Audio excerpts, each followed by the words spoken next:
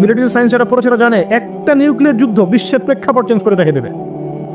শুধু এই দেশগুলো ধ্বংস হবে তা নয়, অর্থনীতি পড়ে যাবে, সাপ্লাই বন্ধ হয়ে যাবে, মেডিকেল সাপোর্ট পাবেন না, ফ্রেশ বাতাস পাবেন না, ফ্রেশ খাবার পাবেন না, রোগ ব্যাধি ছড়াবে, বিকলাঙ্গ প্রজন্ম তৈরি হবে, বাতাসে বিষাক্ত গ্যাস ছড়িয়ে যাবে, অনেক কিছু হবে।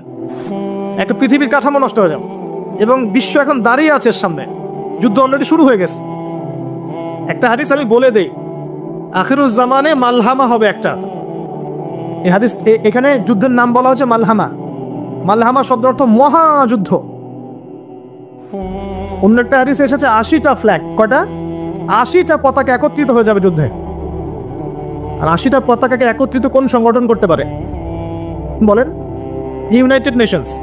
জি, ওরা করতে পারে। জি, ওরাই করতে পারে। 80টা ফ্ল্যাগকে একত্রিত করতে পারবে, কারণ ওয়ার্ল্ড এখন একটা ভিলেজের মতো।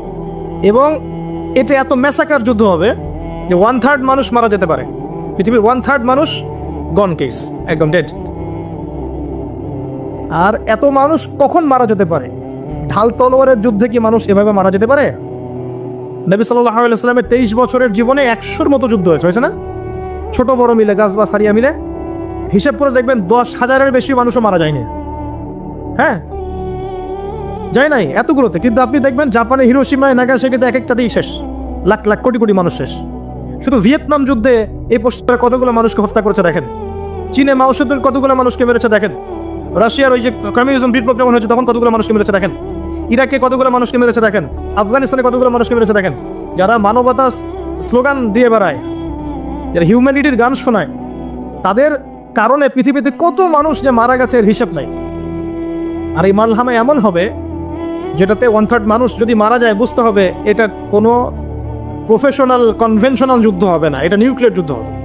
এবং সবাই এটা আজ করে সামনে একটা নিউক্লিয়ার যুদ্ধ হতে পারে। এরা ট্রাই করেছিল প্যালেস্টাইন ইস্যু নিয়ে, সিরিয়া নিয়ে, এখন এই যে ইউক্রেন ইস্যু নিয়ে। এর আগে আরেকটা ইস্যু নিয়ে চেষ্টা করেছে, এদিকে ইরাকে চেষ্টা করেছে, আফগানিস্তানে চেষ্টা করেছে। তারা চায় সারা ওয়ার্ল্ডে একটা নিউক্লিয়ার যুদ্ধ হয়ে যায়। কারা চায়? প্রশ্ন একটা ভালো প্রশ্ন, কারা চায়?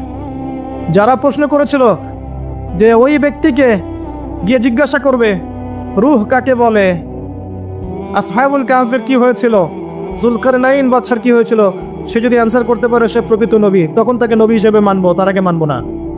ওই জাতি চায় যে ওয়ার্ল্ডে একটা নিউক্লিয়ার যুদ্ধ হয়ে যাক। কারণ আমি আপনাকে বুঝাচ্ছি, কারণ প্রথম বিশ্বযুদ্ধের পরে একটা রাষ্ট্র এসেছে সারা ওয়ার্ল্ডকে রুল করতে, দ্বিতীয় বিশ্বযুদ্ধের পর আরেকটা রাষ্ট্র এসেছে রুল করতে। এখন নতুন কোনো রাষ্ট্রকে রুল করতে হলে একটা যুদ্ধ বাঁধাতে হবে, তাছাড়া ওয়ার্ল্ডের প্রেক্ষাপট চেঞ্জ হবে না। গভীরতা বুঝে যান, ওয়ার্ল্ড অ্যাফেয়ার্স বুঝেন, জিওপলিটিক্স করেন, আপনি বুঝতে পারবেন। এবং এগুলো পড়তে হবে কোরআন সুন্নাহর চোখ দিয়ে, বাহ্যিক চোখ দিয়ে পড়লে বুঝতে পারবেন না। ওয়ার্ল্ড এদিকে যাবে, আপনার ম্যাসাকার একটা মালহামা আসবে। আমরা জানি প্রচুর মুসলিম মারা যাবে, প্রচুর, এই মহামারী দিয়েও এবং ওই সব আযাব গজবেও। আল্লাহ পাক মানুষ কমিয়ে ফেলবেন, অল্প মানুষ থাকবে। আল মাহদির সাথে অল্প মানুষ থাকবে, বেশি মানুষ থাকবে না। এবং এটা সুখবর নয় আমাদের জন্য, তিনি আসছেন, দুঃখবর আমাদের, জানেন? এটা সুখবর নয় কিন্তু আমাদের জন্য যে হ্যাঁ উনি আসবেন সব ঠিক হয়ে যাবে, এরকম নয় বিষয়টা। তখনকার অবস্থা ম্যাসাকার হবে, মানুষ তো ভাগ হয়ে যাবে, একদল তো তাকে অস্বীকার করবে এবং তাদের কাছেও দলিল থাকবে, যেমন এখন তাদের কাছে দলিল আছে। আরেক দল দেখবেন তার সাথে শহীদ, আরেকজন অল্প মানুষ বেঁচে থাকবে, এদের হাতে আল্লাহ পাক পতাকা দিবেন। কিন্তু এরাও দাজ্জালের অনুসারীদেরকে মারতে পারবে না। দাজ্জালের ফলোয়ার্সদেরকে মারার জন্য আল্লাহ পাক ঈসা আলাইহিস সালামকে নামাবেন পৃথিবীতে, এখনো তিনি বাকি আছেন। এখনো শেষ জামানার সবচেয়ে গুরুত্বপূর্ণ চরিত্র হচ্ছে ঈসা আলাইহিস সালাম, তার হাতেই মাসিহুদ দাজ্জাল মারা যাবে। আর আমি আপনাকে বলে দেই, মাসিহুদ দাজ্জালকে ফলো করবে এই জিউসরা, ইহুদিরা।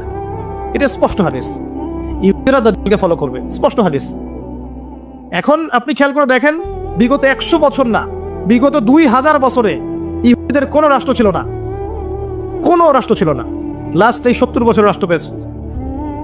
এরা ইউনাইটেড ছিল না, সারা ওয়ার্ল্ড থেকে এক জায়গায় এসেছে এবং সেখান থেকে সারা ওয়ার্ল্ডের সমস্ত বিষয় ডিল করছে। এখন এরা অলরেডি মঞ্চ প্রস্তুত করে ফেলেছে, আর আমরা এখনো ওই যে হালুয়া রুটির সামনে খাচ্ছি।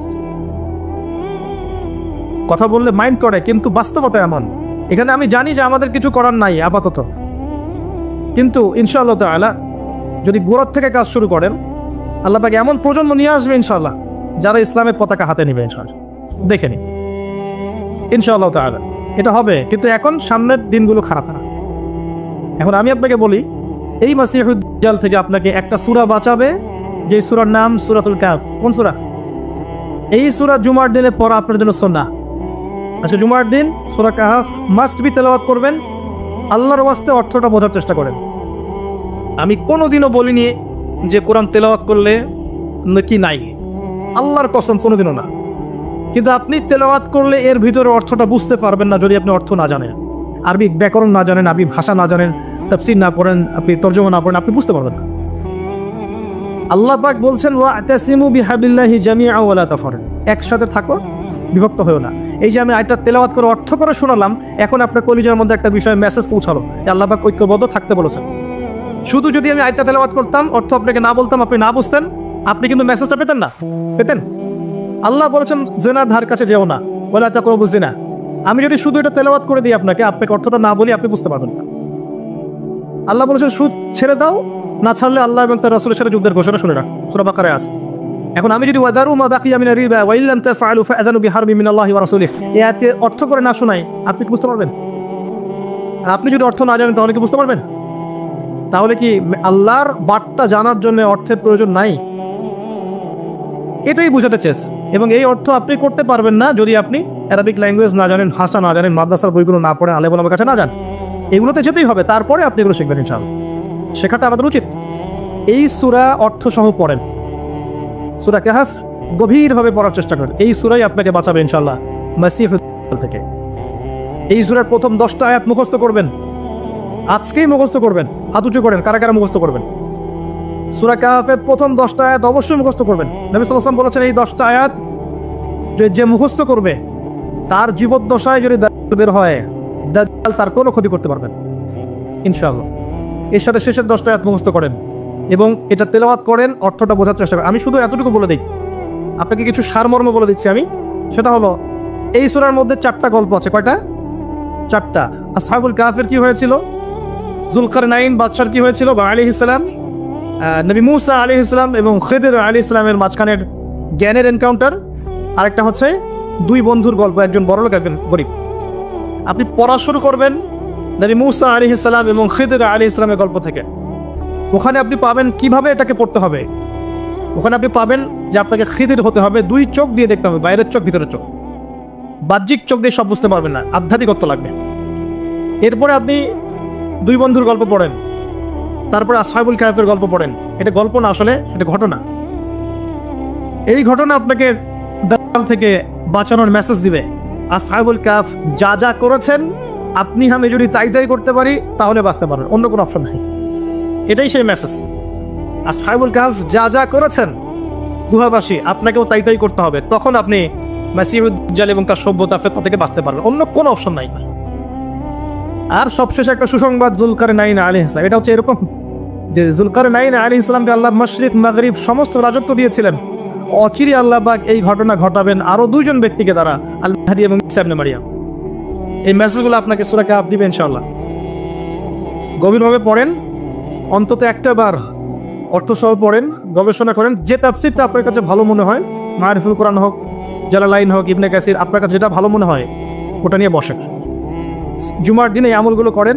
আল্লাহ পাক আপনার জুমার দিনে বারাকাত নাজিল করুক। আল্লাহ পাক জুমার দিনে আপনাদের দোয়াগুলো কবুল করুন এবং জুমার অন্যান্য আমলগুলো সঠিকভাবে করার তৌফিক এনায়েত করুন। আর জনগণ দেখবেন ওই যে চাল ডাল কেনার জন্য ট্রাকের পিছনে দৌড় দিচ্ছে। এই কৃত্রিম সংকট তৈরি করেছে আমরা। আল্লাহ পাক রিজিক দিয়েছেন অফুরন্ত আসমান জমিন থেকে, মানুষ এইসব দুর্নীতি করে রিজিকগুলো নষ্ট করেছে। বিশ্বের বুকে একমাত্র দেশ, অনন্য একটা দেশ যেখানে আল্লাহ পাক আসমান জমিনের বারাকার দরজা খুলে দিয়েছে।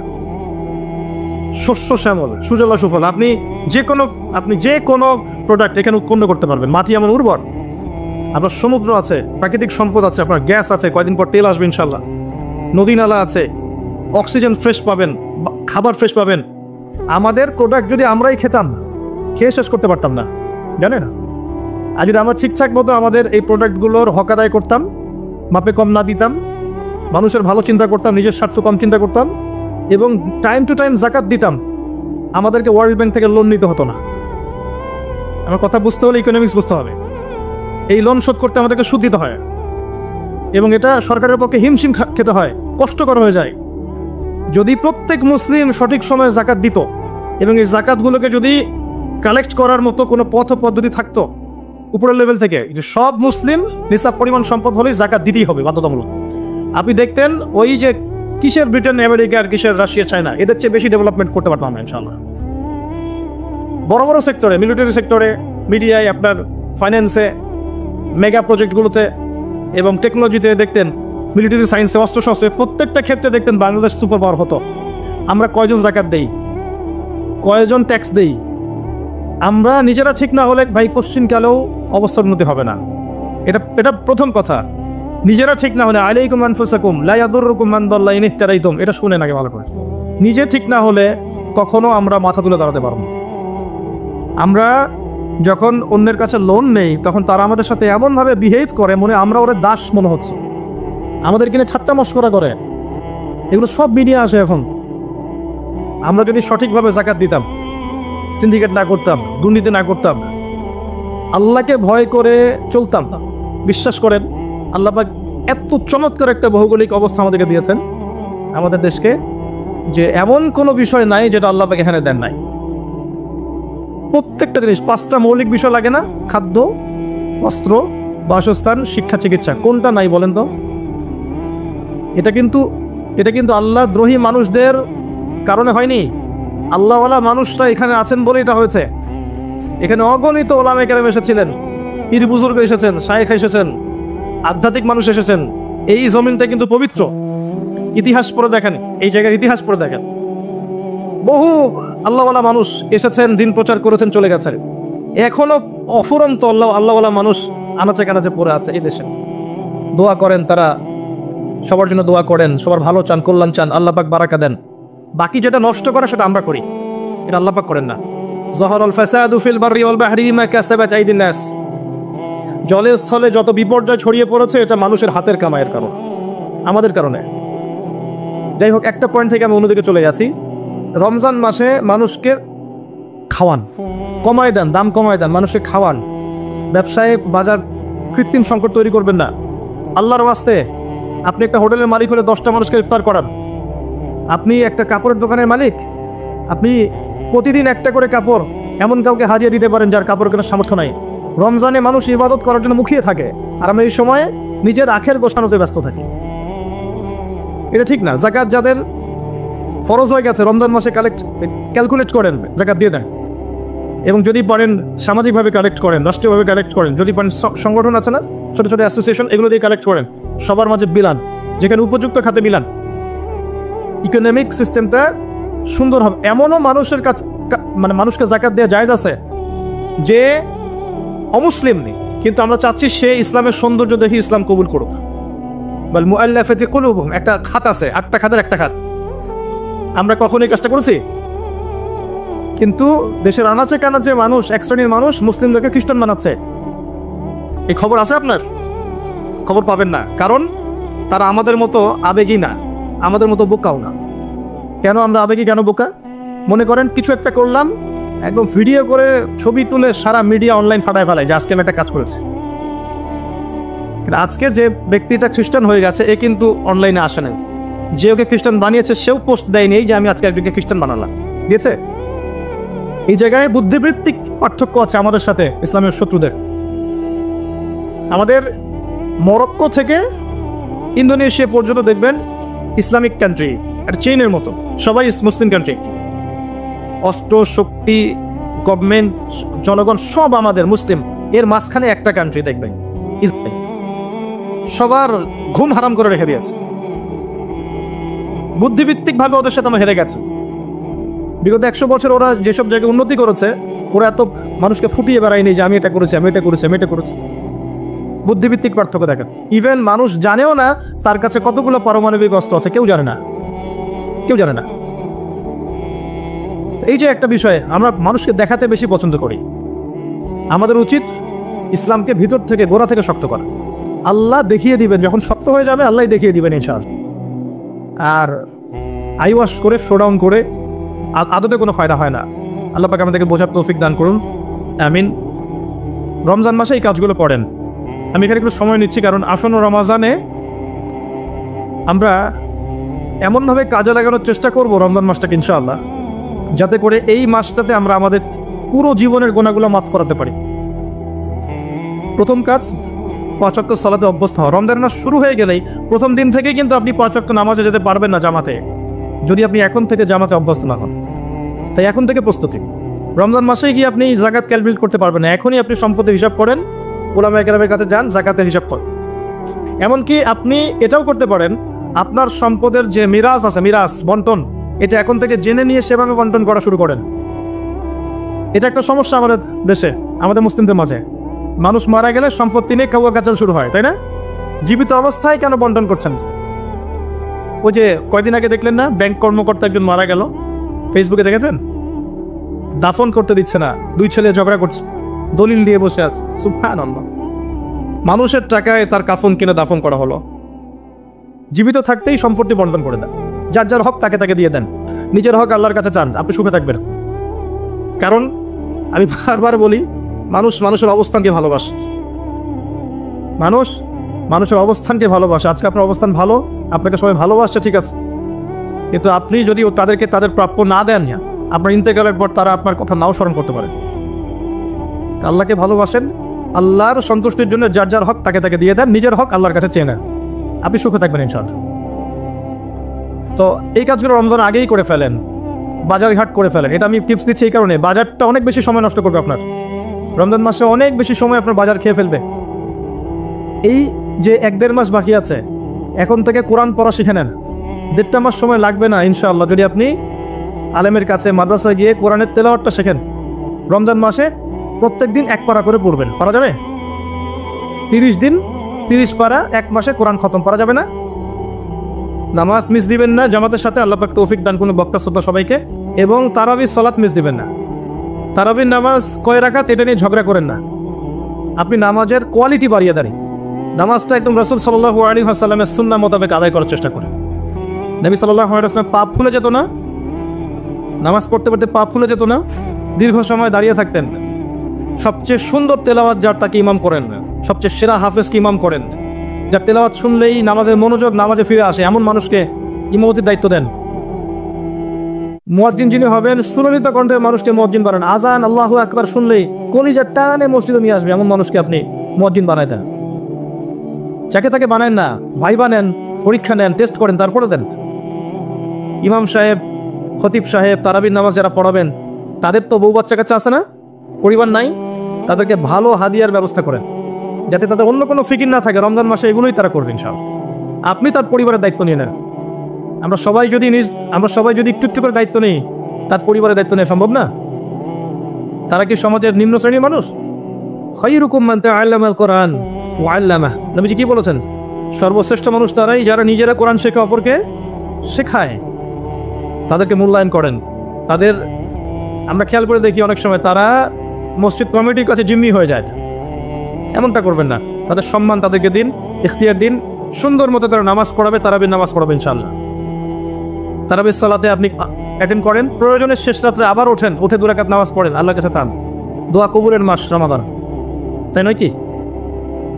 আরো অনেক বিষয় আছে।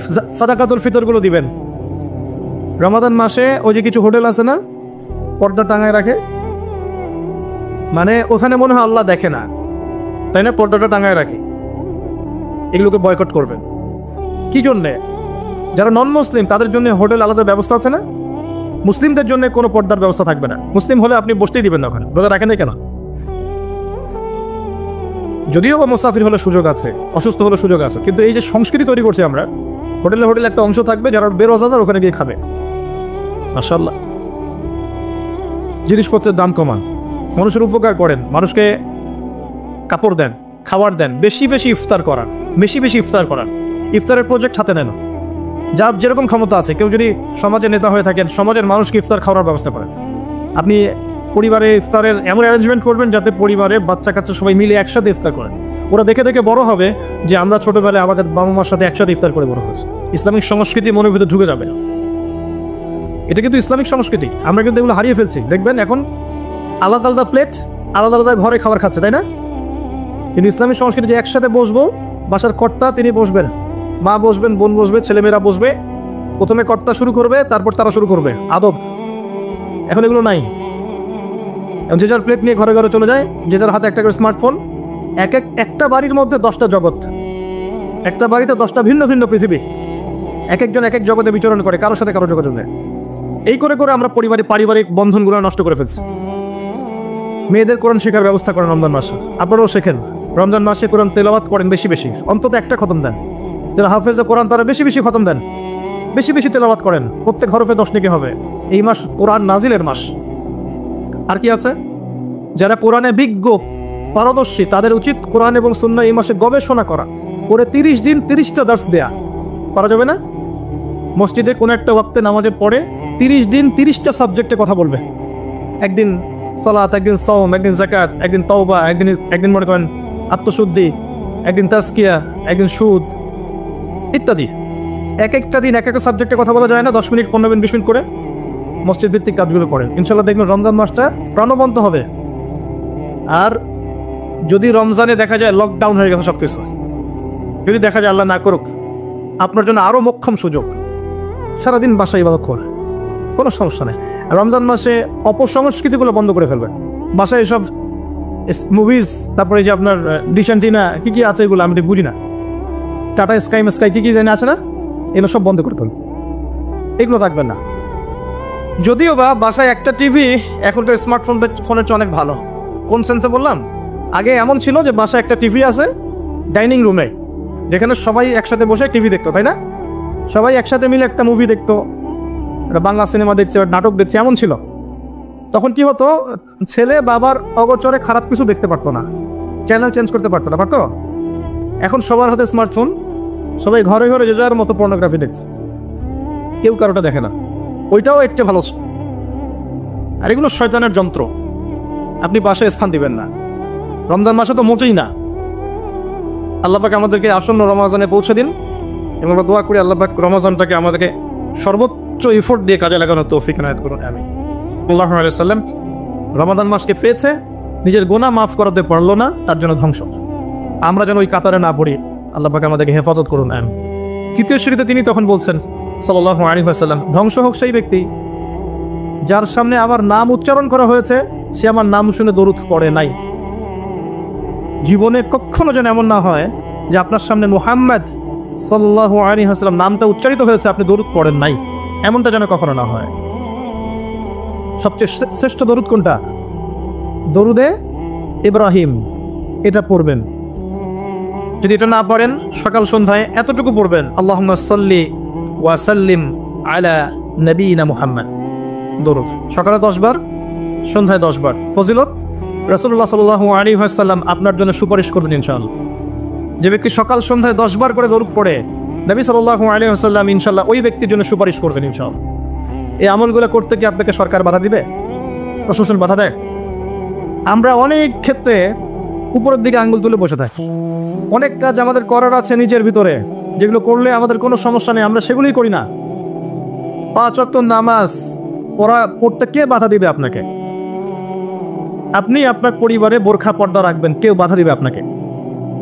আপনি বলছেন আমি সুদ খাবোই না, আমি সুদের চাকরি করব না, শশা বিক্রি করে খাবো, তাও ভালো, কে বাধা দিবে আপনাকে? কে ফোর্স করবে সুদ খাতে? আপনি বলছেন যে আমি ঘুষ দিয়ে চাকরি নিব না, আমি চাকরি করবো না, প্রয়োজনে ব্যবসা করে খাবো, কেউ বাধা দিবে আপনাকে? আপনি বলছেন যে আমি প্রত্যেক মাসে একটা বার কোরআন খতম করবো, কেউ বাধা দেবে? ডেইলি জিকির করবো, কেউ বাধা দিবে? অনেক সুযোগ আছে, এমন না সব দরজা বন্ধ হয়ে গেছে, বিষয়টা এমন নয়। অনেক কিছু করার আছে। আপনি যদি মানবতার সেবায় কাজ করতে চান, কেউ বাধা দিবে? সামাজিক প্রকল্প করলে কেউ বাধা দিবে? রক্তদান কর্মসূচি করতে চান, কেউ বাধা দিবে? গাছ লাগান, কেউ বাধা দিবে? এতিমদের দায়িত্ব নেন, কেউ বাধা দিবে?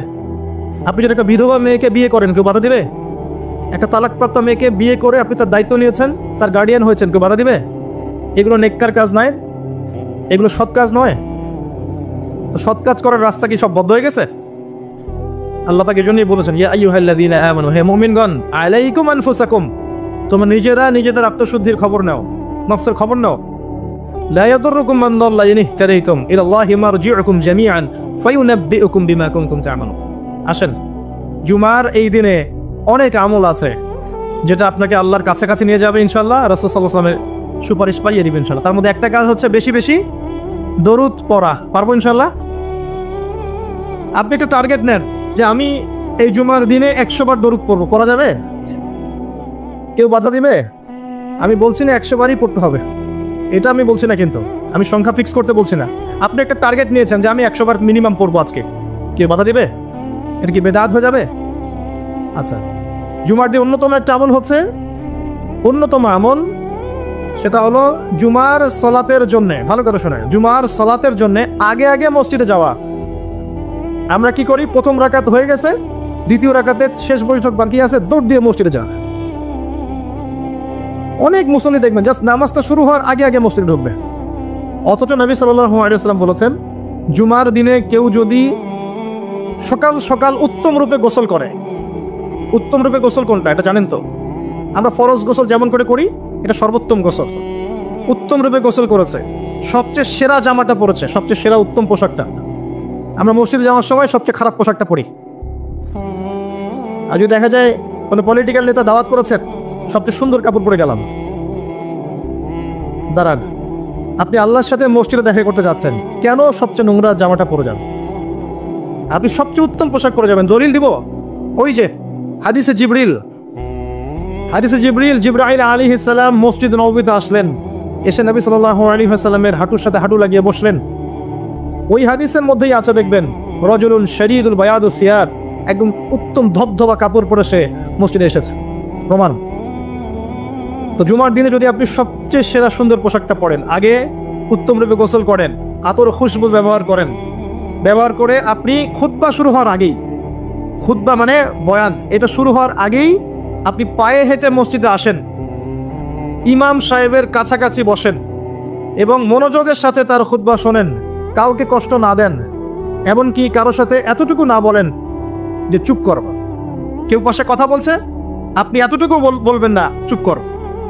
সাহাবায়ে কেরাম হাতের মধ্যে পাথর রাখতেন, ছোট ছোট, যদি দেখতেন কেউ কোনো জরুরতে কথা বলছে, পাথর নিয়ে ঢিল দিতেন, মুখ দিয়ে বলতেন না, চুপ কর। এই কাজ যদি কেউ করে এবং ইমামের সাথে নামাজ শেষ করে, নবী সাল্লাল্লাহু আলাইহি ওয়াসাল্লাম বলছেন প্রত্যেক পদক্ষেপে 1 বছরের রোজা, 1 বছরের নফল নামাজের নেকি পাবেন।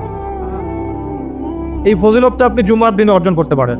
কয়েকটা কাজ আবার বলছে, প্রথমে উত্তম রূপে গোসল করা সকাল সকাল, তারপরে সবচেয়ে সুন্দর পোশাক পরা, আতর খুশবু ব্যবহার করা, পায়ে হেঁটে মসজিদে যাওয়া, বাহনে চড়ে নয়, অনেক দূরে থাকলে আলাদা কথা, পায়ে হেঁটে যাওয়া, তারপর ইমাম সাহেবের কাছাকাছি বসা, ইমাম সাহেবের কাছাকাছি বসে মনোযোগের সাথে খুতবা শ্রবণ করা, খুতবায় কোনো কথা বলবে না, কাউকে বিরক্ত করবে না, কাউকে কষ্ট দিবে না, এই যে ফোন নিয়ে টিপাটিপি করবে না, ঠিক আছে? এবার ইমাম সাহেবের সাথে নামাজ শেষ করবে, প্রত্যেক পদক্ষেপের বিনিময়ে 1 বছরের নফল সওম, 1 বছরের নফল নামাজের নেকি হবে ইনশাআল্লাহ। পারা যাবে ইনশাআল্লাহ। জুমার দিন আরেকটা আমল আছে, যদি পারেন করবেন, সবার পক্ষে হয়তো সম্ভব হয় না, তবে যে করতে পারবেন তার জন্য বিশাল ফজিলত আছে। সেটা হলো, এটা শুধু জুমার দিনেই নয়, অন্য দিনেও করা যায়, তবে জুমার দিনটা আমরা একটু গুরুত্ব দিই এই কারণে বলছি, ফজরের নামাজ জামাতে পড়া, ফজরের নামাজ জামাতে পড়া, এরপরে উঠে চলে না যাওয়া, বসে থাকা, বসে বসে আল্লাহ জিকির করতে থাকা, তাসবিহ তাহলিল তিলাওয়াত, আপনার যত আমলগুলো করেন আপনি সকাল সন্ধ্যা জিকির আজকার, এগুলো শেষ করা, শেষ করে সূর্য উঠে গেল, পিছনে সূর্য উঠে গেল, সূর্যটা একটু উঠে গেছে, ইশরাকের সময় হয়েছে, আপনি এখন 2 রাকাত নফল নামাজ পড়লেন, পড়ে বাসায় ফিরে গেলেন, নবী সাল্লাল্লাহু আলাইহি ওয়াসাল্লাম বলছেন একটা কবুল হজ, একটা কবুল উমরার নেকি হবে ইনশাআল্লাহ। এটা করা যায় জুমার দিনে, কারণ জুমার দিনে আমরা কম বেশি মসজিদে আসি, আল্লাহ আমাদেরকে তৌফিক দান করুন। আর একটা কথা বলছি বলে আমি অন্য প্রসঙ্গে যাচ্ছি। জুমার দিন আরেকটা গুরুত্বপূর্ণ কাজ হচ্ছে দোয়া করা। কি করা? বেশি থেকে বেশি দোয়া করা। 2টা মুহূর্ত আছে এই দিনে যে দোয়া করলে দোয়া কবুল হবেই ইনশাআল্লাহ, আল্লাহ পাক ফিরিয়ে দিবেন না ইনশাআল্লাহ। যদি আপনার আকীদায় শিরক না থাকে, যদি আপনার আমলের মধ্যে বেদাত না থাকে, এবং যদি আপনার রিজিকে হারাম না থাকে, ইনশাআল্লাহ দোয়া কবুল হয়ে যাবে। সময় দুটো হচ্ছে, ইমাম সাহেব খুতবা শুরু করেছেন, এখান থেকে সালাম ফিরানোর আগ পর্যন্ত, ইমাম সাহেব খুতবা শুরু করেছেন, এখান থেকে সালাম ফিরানোর আগ পর্যন্ত মনে মনে দোয়া করতে থাকবে না। আরেকটা হচ্ছে আসরের সালাতের পর থেকে মাগরিব পর্যন্ত, এই সময়টুকুর মধ্যে দোয়া কবুল হবে ইনশাআল্লাহ। করা যাবে?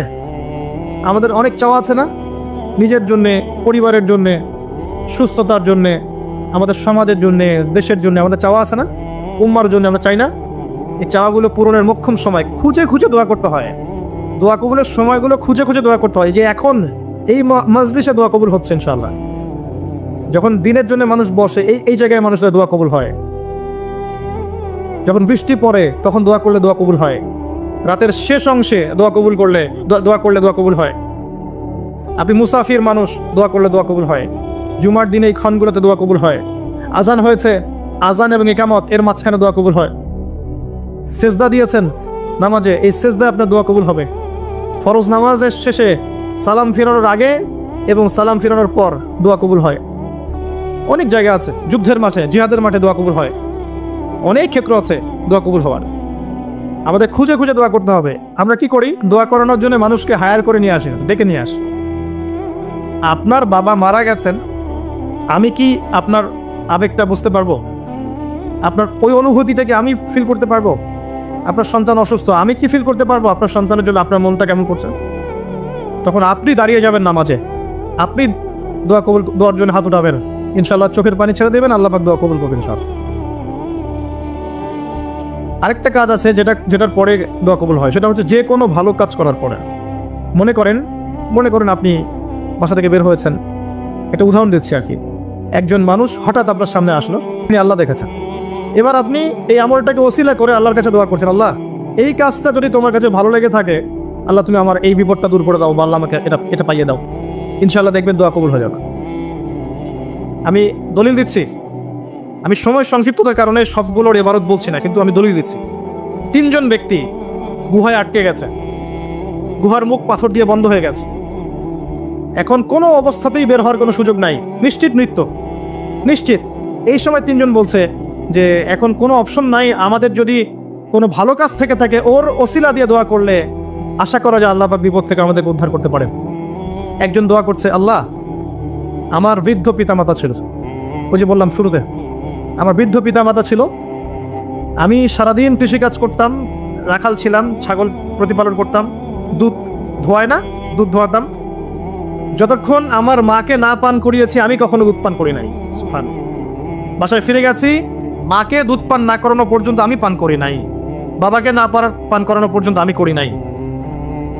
একদিন আমি বাসায় গিয়েছি, আমার সন্তানরা কান্নাকাটি করছে খাবারের জন্য, কিন্তু আমার মা ঘুমিয়ে গেছে। আমি মাকে দুধ পান না করিয়ে বাচ্চাদেরকেও দুধ পান করাই নাই, তারা কাঁদতে কাঁদতে ঘুমিয়ে গেছে। আল্লাহ এই কাজটা যদি তোমার কাছে ভালো লেগে থাকে, এই গুহার মুখ থেকে আমাদেরকে আজকে উদ্ধার করো। পাথরটা একটু সরে গেল। পাথর আল্লাহর হুকুম শোনে না? পাহাড় দেখেছেন? পাহাড়ের ভিতর থেকে যে পানিগুলো বের হয়, মিষ্টি পানি, এর কোনো উৎস আছে? কোনো উৎস নাই। গিয়ে দেখবেন উপরে কোনো উৎসই নাই। এমন না যে উপর থেকে পানি পড়ছে, এই পানিটা এসে সেখানে পড়ছে, পাহাড়ের ভিতর থেকে পানি বের হচ্ছে।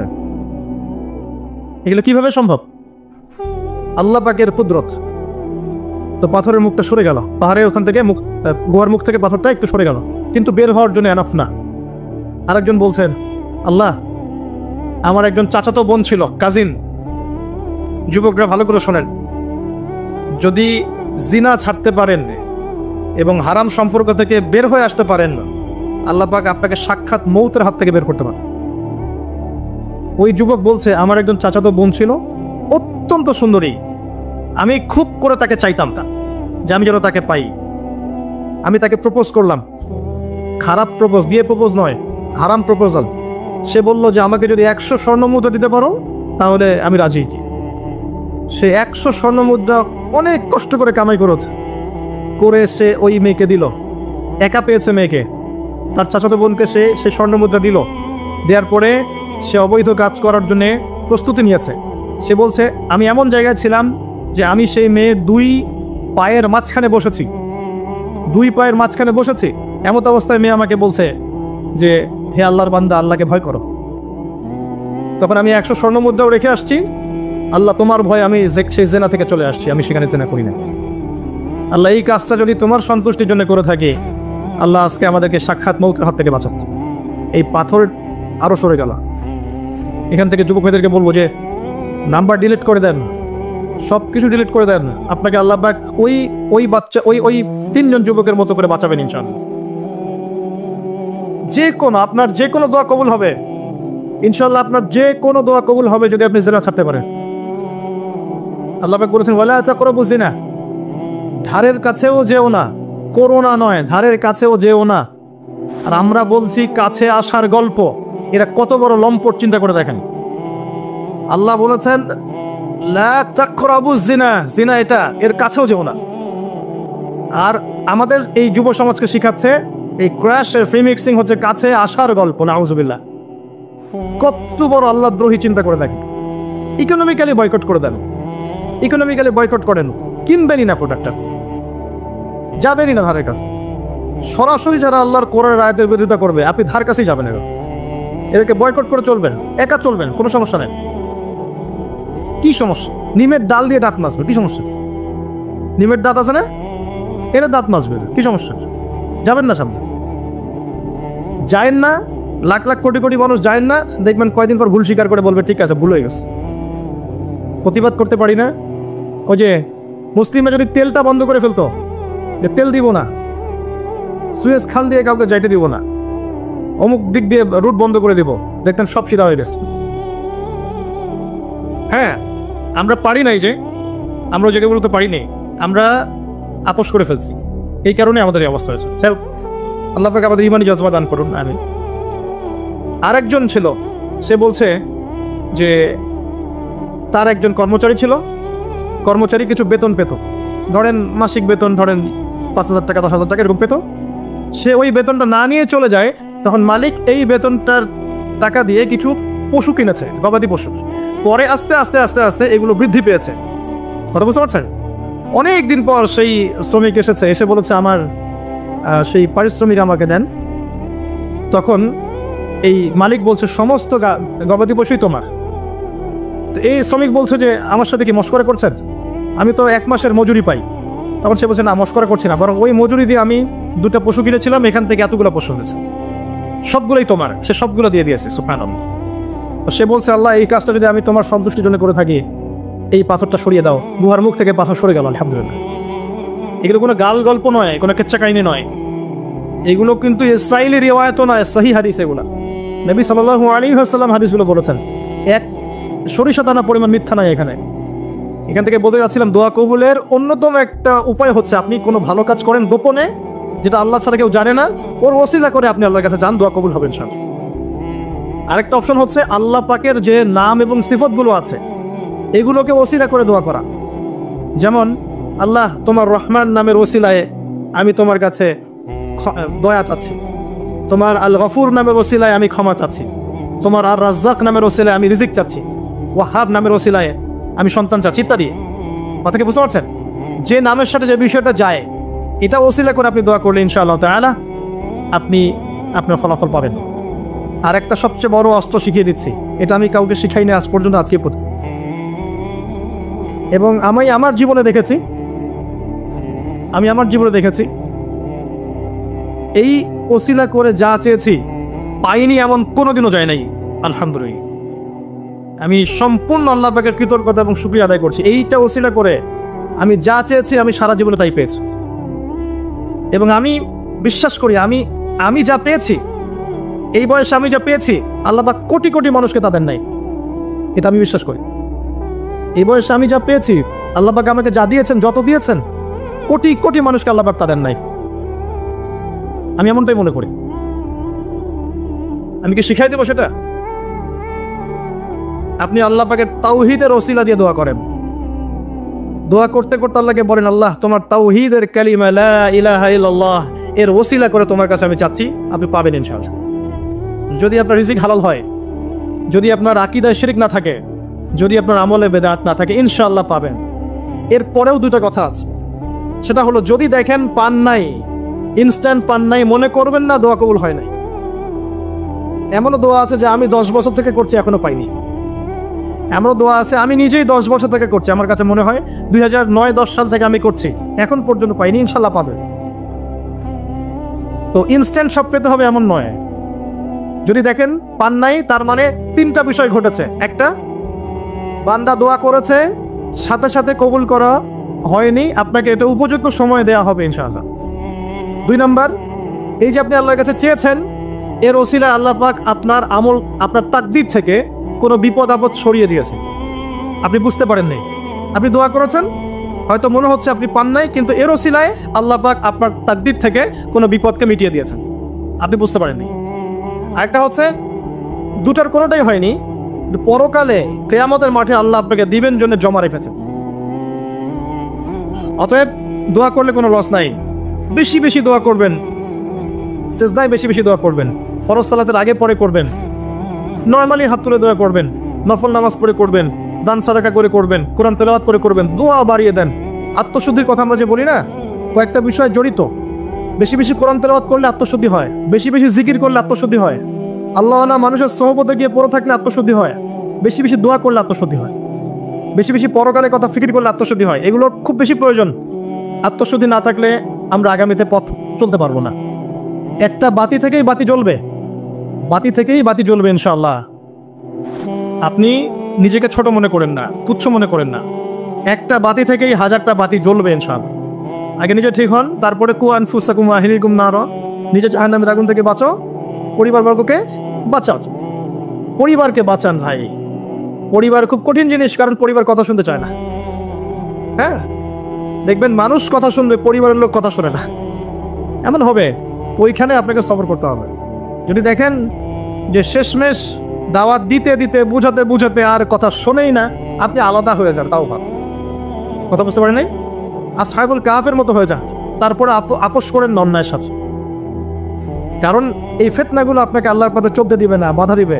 সারাদিন দুনিয়ার ফিতনায় ব্যস্ত রাখবে আপনাকে।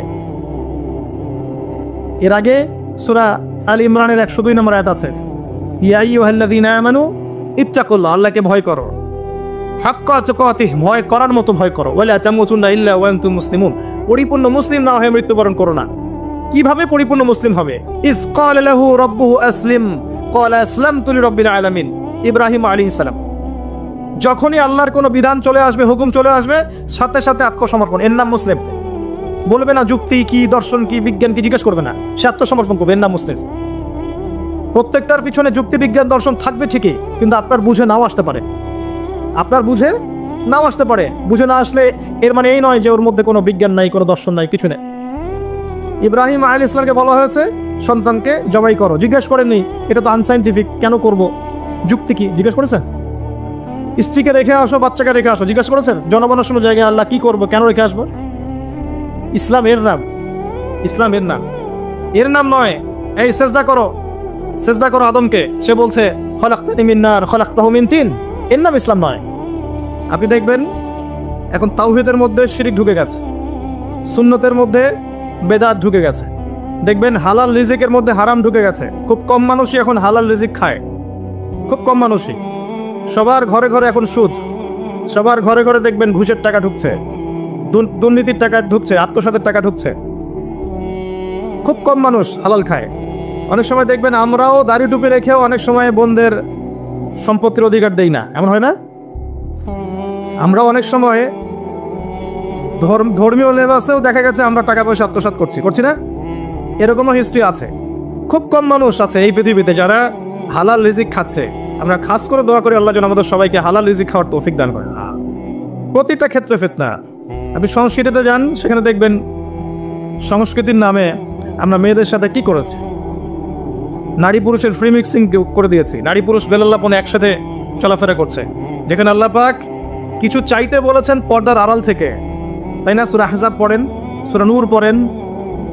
কিছু চাইলে, একটা বেগানা নারী যদি কিছু চায়, তাকে পর্দার আড়াল থেকে চাইতে হয়। আল্লাহ যেখানে বলছেন ওয়ালা তাকরাবু জিনা, জিনার কাছেও যেও না, সেখানে আমরা জিনাকে বানাচ্ছি কাছে আসার গল্প। কথা বুঝতে পারছেন?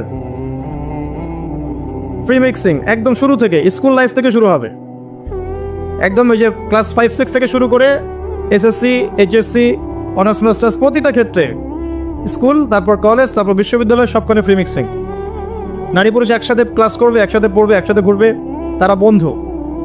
আল্লাহ পাক যে সম্পর্কটাকে হারাম করেছেন, এটাকে হালাল করে আমরা শিক্ষা অর্জন করছি, জ্ঞান অর্জন করছি। প্রতিটা ক্ষেত্রে ফিতনা। এরপরেও আছে পোশাকের ফিতনা, মেয়েরা ছেলেদের পোশাক পরছে, আবার কোনো কোনো ক্ষেত্রে দেখবেন ছেলেরাও মেয়েদের পোশাক পরছে। প্রতিটা ক্ষেত্রে আপনি দেখবেন, এবং মেয়েরা ছেলেদের জায়গা নিয়ে নিচ্ছে সমাজে। প্রতিটা ক্ষেত্রে আপনি গিয়ে দেখেন, হোক সেটা আপনার দোকান বা শপিং মলস বা এয়ারপোর্ট বা আপনার ফিল্ম ইন্ডাস্ট্রি বা মডেলিং বা সংস্কৃতির কোনো ক্ষেত্র বা ব্যাংকিং সেক্টর বা corporate sector, even political sector, সব জায়গায় গিয়ে দেখবেন আপনি মেয়েরা ছেলেদের জায়গা নিয়ে নিচ্ছে। ফ্রি মিক্সিং, এটা ফ্রি মিক্সিংয়ের কারণে। এর ফলে আরও কিছু বিষয় হয়েছে। এর ফলে দেখবেন আপনি জেনা বাড়বে, পরকীয়া বাড়বে, ব্যভিচার বাড়বে, টিজিং বাড়বে, এবং কোনো কোনো ক্ষেত্রে দেখবেন পরিবারের কাঠামো ভেঙে যাবে, ধর্ষণ বাড়বে। এর উপরেও আছে আপনার এই যে নগ্ন ফিল্মস, এই ফিল্মসগুলো দেখার মধ্য দিয়ে এবং গোপনে গোপনে এই পাপের সংস্কৃতিতে লিপ্ত থাকার মধ্য দিয়ে মানুষ ভিতর থেকে পশু হয়ে যাচ্ছে। প্রতিটা ক্ষেত্রে, অর্থনীতি বলেন, সংস্কৃতি বলেন, আপনার পরিবারের দিকে তাকিয়ে দেখেন ফিতনায় ভর্তি, পরিপূর্ণ। পরিবারের কর্তারা এখন ইব্রাহিমের মতো নয়। পরিবারের সন্তান সন্ততি কোরআন সুন্নাহ বোঝে না, ওযুর ফরজ বোঝে না, নামাজ কালাম ঠিক মতো পড়ে না। পরিবারের মেয়েরা দেখবেন পর্দা করে না। পরিবারে তালিম নাই, হৃদ্যতা, ভালোবাসা নাই, ইল্লা মাশাআল্লাহ। এর বাইরে আল্লাহর কিছু বান্দা আছেন, তাদের কথা ভিন্ন। ম্যাক্সিমাম পরিবারের অবস্থা। পরিবারের উপার্জনের ঠিক নাই, কোন পথে টাকা ঢুকছে পরিবারে ঠিক নাই, ঢুকলেই হলো, হালাল হোক আর হারাম হোক, এই হচ্ছে আমাদের টার্গেট। এনি হাও, যে কোনোভাবে আমাকে একটা জমি কিনতে হবে, বাড়ি করতে হবে, গাড়ি করতে হবে, স্ট্যাটাস বাড়াতে হবে, যেভাবেই হোক আমাকে এগুলো অর্জন করতে হবে। এই হচ্ছে আমাদের জীবনের উদ্দেশ্য। এখন ওয়ার্ল্ড অ্যাফেয়ার্সে গিয়ে তাকিয়ে দেখেন যে ইন্নাল ইনসানা লাফি খুসর, মানুষ অবশ্যই ক্ষতির মধ্যে আছে। আল্লাহ পাক বলেছেন এই পৃথিবীতে মানুষের ক্ষতি দুই রকম হয়, ইহকালীন এবং পরকালীন। দুনিয়াতে যত করাপশন বা দুর্নীতি, এর মূল কেন্দ্র হচ্ছে মানুষ। প্রতিটা ক্ষেত্রে মানুষ ফিতনা ফাসাদ সৃষ্টি করেছে। আল্লাহ এই কথাটা বলেছেন, যাহারাল ফাসাদু ফিল বাররি ওয়াল বাহরি বিমা কাসাবাত আইদিন নাস। জলে স্থলে যত বিপর্যয় ছড়িয়ে পড়েছে, এটা মানুষের হাতের কামাই, মানুষের হাতের কামাই। এমনকি আমরা পরিবেশটাকেও নষ্ট করে ফেলেছি, আবহাওয়াকে নষ্ট করে ফেলেছি, জলবায়ু নষ্ট করে ফেলেছি, পানির স্তর নিচে নামিয়ে দিচ্ছি, অপচয় করেছি। কোনো সেক্টর বাকি রাখি নাই ফাসাদ সৃষ্টি করতে। সামনে একটা বড় ফাসাদ অপেক্ষা করছে, আল্লাহ ভালো জানেন। একটা বড় মালহামা হবে পৃথিবীতে, মহাযুদ্ধ। এই যুদ্ধে পৃথিবীর অনেক মানুষ মারা যাবে, এমনটা হাদিসের মধ্যে এসেছে। কে জানে, আল্লাহ ভালো জানেন এটা কবে হবে, কত সালে, কিভাবে হবে, আল্লাহ ভালো জানেন। এমন হতেও পারে এটাই সেই পারমাণবিক যুদ্ধের সূচনা, আল্লাহু আ'লাম। কারণ তারা শুরু করেছিল প্যালেস্টাইনকে কেন্দ্র করে, সেখানে পারে নাই। সিরিয়াকে কেন্দ্র করে চেষ্টা করেছে একটা মহাযুদ্ধ লাগানোর, পারে নাই। সিরিয়াকে কেন্দ্র করে প্রায় হয়েই গিয়েছিল, এখানে অনেকগুলো দেশ ইনভলভ হয়ে গিয়েছিল, কিন্তু নিউক্লিয়ার যুদ্ধ পর্যন্ত যায়নি। কিছু মানুষ চাচ্ছে, একটা সভ্যতা চাচ্ছে যে পৃথিবীতে একটা মহাযুদ্ধ ঘটুক, এর ফলে পৃথিবীর ম্যাক্সিমাম মানুষ যেন মারা যায়, পরাশক্তিগুলো দমন হয়ে যায়, সে নতুন করে রাইজ করবে, সে অপেক্ষায় বসে আছে। এবং তার নাম কি সেটা আপনারা আমার চেয়ে ভালো জানেন। প্রথম বিশ্বযুদ্ধের পরে একটা কান্ট্রি বিশ্বের রুলিং স্টেট হয়েছে, দ্বিতীয় বিশ্বযুদ্ধের পর আরেকটা কান্ট্রি বিশ্বের রুলিং স্টেট হয়েছে। এখন অন্য কোনো রাষ্ট্রকে যদি পৃথিবীর শাসন রাষ্ট্র হিসেবে আত্মপ্রকাশ করতে হয়, তাহলে বিশ্বে আরেকটা বড় যুদ্ধের দরকার আছে। জ্ঞানী মানুষ ইশারা বুঝবেন, তারা এই চেষ্টাই করছে। এভাবে বিশ্বের পরাশক্তিগুলোকে তারা লড়িয়ে দেওয়ার চেষ্টা করছে, এবং পিছন থেকে তারা দাবার গুটি চালছে, তারা সামনে আসবে না। এগুলো তারা বুঝবে যাদের দু চোখ আছে, খিদর আলাইহিস সালামের মতো। তারা বুঝবে না, লাহুম কুলুবুন লা ইয়াফকাহুনা বিহা ওয়া লাহুম আযানুন লা ইয়াসমাউনা বিহা ওয়া লাহুম আ'য়ুনুন লা ইউবসিরুনা বিহা উলাইকা কাল আনআম বাল হুম আদাল। এই শ্রেণীর মানুষ এগুলো বুঝবে না। তো পৃথিবীর প্রতিটা ক্ষেত্রে ফাসাদ মানুষ সৃষ্টি করেছে, আর মানুষের জন্য এই পৃথিবীর ক্ষতি অপেক্ষা করছে, পরকালীন ক্ষতি অপেক্ষা করছে। মানুষ বুঝতে পারছে না যে এর ফলে কি হতে পারে। মেডিসিন বন্ধ হয়ে যেতে পারে, পরিবেশের মধ্যে অক্সিজেনের লেভেল কমে যাবে, ফ্রেশ বাতাস পাবে না মানুষ, ফ্রেশ খাবার পাবে না, ইকোনমি পড়ে যাবে, তেলের দাম বেড়ে যাবে, প্রেশিয়াস জিনিস পাবেন না, নিত্য প্রয়োজনীয় জিনিসের দাম বেড়ে যাবে। এক নিউক্লিয়ার ওয়েপেন্সগুলো ওই জাপানের হিরোশিমা নাগাসাকির মতো নয়, এখনকারগুলো আরও অনেক শক্তিশালী। একটা বোমা একটা রাষ্ট্রকে উড়িয়ে দেওয়ার জন্য যথেষ্ট। মানুষ কঙ্কাল ছাই হয়ে যাবে, কিচ্ছু করতে পারবে না। আর যেসব রাষ্ট্রের এই ক্ষেপণাস্ত্র প্রতিরক্ষা ব্যবস্থা নাই, তাদের অবস্থা তো আরও অবস্থা খারাপ। কথা বুঝতে পারছে না? ক্ষেপণাস্ত্র প্রতিরক্ষা ব্যবস্থা থাকে, কেউ যদি মিসাইল ছোড়ে সেটাকে আকাশেই ধ্বংস করা যায়। সেই প্রতিরক্ষা ব্যবস্থা যাদের নাই, তাদের কি অবস্থা হবে চিন্তা করতে পারেন। এই মালহামায় মুসলিমরাও জড়িয়ে যাবে। কারণ বিশ্ব এখন একটা, যেটা আমরা বলি যে গ্রামের মতো, ভিলেজ, এটা ওয়ার্ল্ড ভিলেজ, বিশ্ব একটা গ্রামের মতো হয়ে গেছে এখন। একদিকে ঢিল করলে আরেক দিকের প্রভাব পড়বে, তাই পুরো বিশ্ব একটা পরিবারের মতো হয়ে গেছে। একদিকে সমস্যা সৃষ্টি হলে সমস্ত বিষয়ের দিকে ইফেক্ট হবে, প্রত্যেকটা রাষ্ট্র ইফেক্টেড হবে। তো কেউই আমরা ক্ষতি থেকে মুক্ত নই, না দুনিয়ার ক্ষতি না পরকালে। আর পরকালের ক্ষতি তো আপনারা আমার চেয়ে ভালো জানেন। মানুষের জন্য অপেক্ষা করছে পরকালের সওয়াল জবাব, কবরের আযাব, মিজান, পুলসিরাত, জান্নাত, জাহান্নাম। ইন্নাল ইনসানা লাফি খুসর। তারপরেও মনে হয় আমাদের চালচলন দেখলে যে ক্ষতি আমাদেরকে স্পর্শ করবে না। আমাদের ব্যাপারটা এমন যে আরে অন্যদিকে কি হয় হোক, আমি তো ভালো আছি। যখন সবকিছু নষ্ট হয়ে যায় তখন নিজেও ভালো থাকা যায় না, থাকা যায়? যখন সবকিছু নষ্ট হয়ে যায় তখন নিজেও আর ভালো থাকা যায় না। তো আমাদের ভাগ্যেও ক্ষতি অপেক্ষা করছে, এটা সময়ের ব্যাপার মাত্র। এখনো যদি আমরা সচেতন না হই, নিজেদের ফিউচারের চিন্তা না করি, নিজেদের আমল, আকীদা, পরিবার, রিজিক এগুলোকে না গুছিয়ে নেই, তাহলে সমস্যা আছে। আমরা কি সমস্যায় পড়তে চাই?